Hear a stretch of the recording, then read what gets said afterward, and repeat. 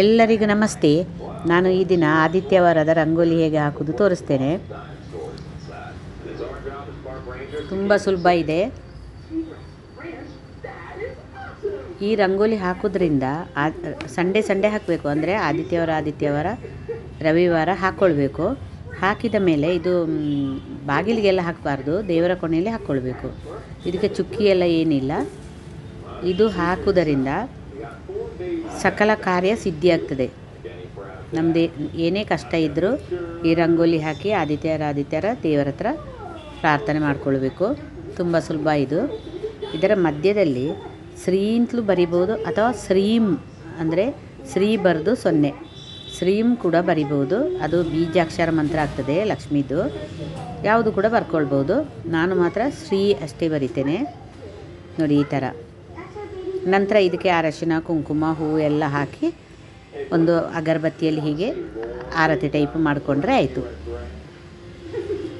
ರಂಗೋಲಿ ತುಂಬ ಸುಲಭ.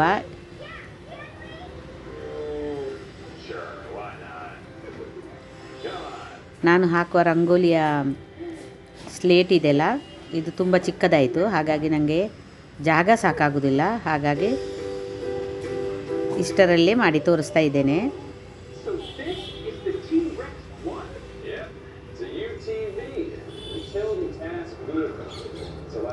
ಕಬೋರ್ಡ್ ಸ್ವಲ್ಪ ದೊಡ್ಡದಿರ್ತಿದ್ರೆ ತುಂಬ ಚೆನ್ನಾಗಿ ಮಾಡಿ ತೋರಿಸ್ತಿದ್ದೆ ನಾನು.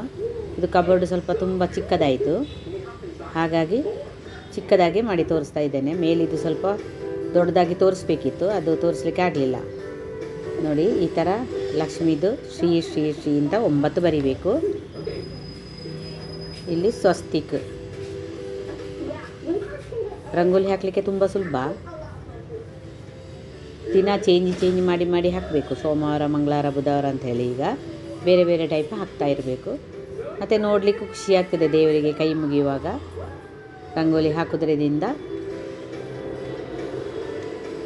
ಮನಸ್ಸಿಗೆ ನೆಮ್ಮದಿ ಆಗ್ತದೆ.